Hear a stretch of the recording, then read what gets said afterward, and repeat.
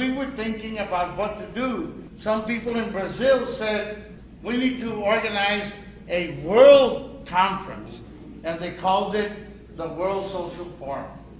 But it was only supposed to be for Brazil, the first year in 2001. But it grew, and people said, let's make it a World Social Forum.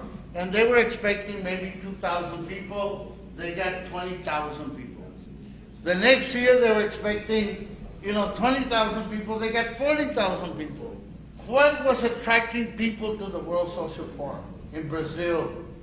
Well, because the World Social Forum was created like a vacuum, a space that's a vacuum. Nobody controls that space. It's our space.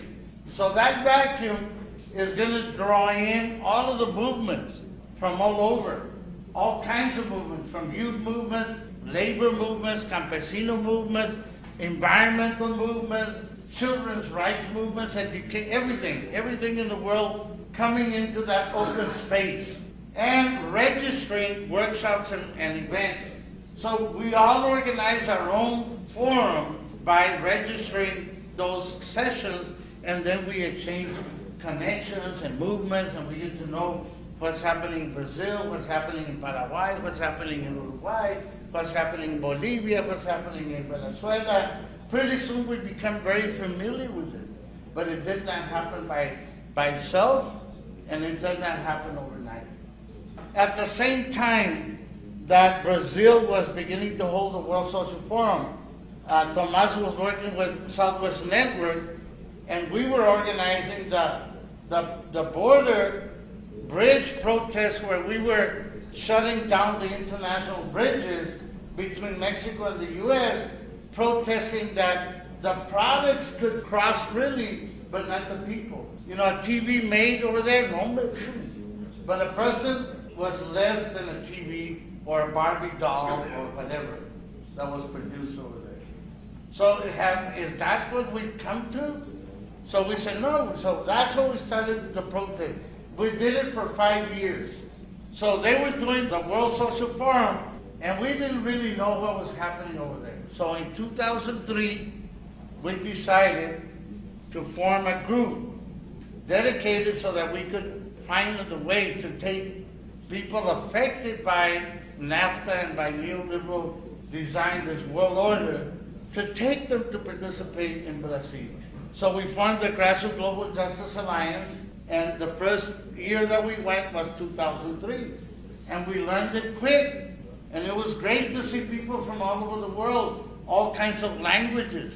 So that empowered us, and we came back and we said, what do we do here?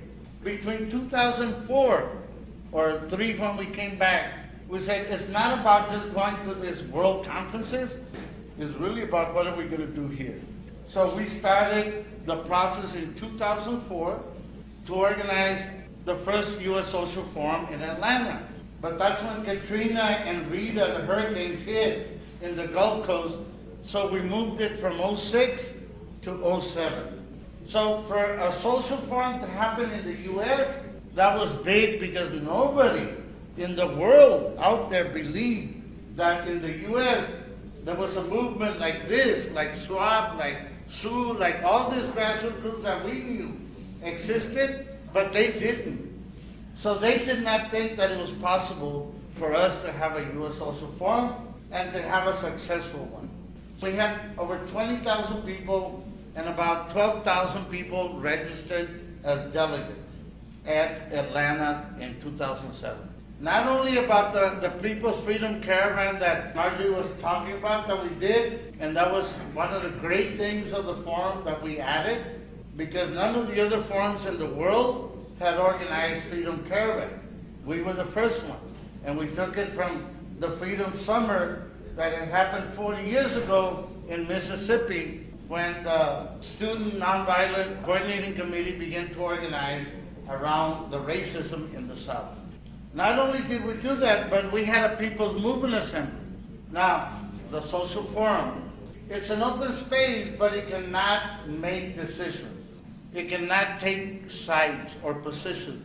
Because if you start taking sides, then what political movement is going to dominate? Or what labor union? or what youth group. Somebody's gonna dominate that open space, and therefore it's not gonna be a converging space where we all come to as equals. But if we can't make decisions there and take positions, then where do we do it? So people came up at the forum, let's have a social movements assembly, an assembly of organizations that want to come together to make some decisions, to make some plans about action to change the world. If we want another world possible, which is the slogan of the World Social Forum, another U.S. is necessary. Because if the U.S. continues to do what it does, it's going to not let nobody else do what they want. Because they'll start wars with them to stop.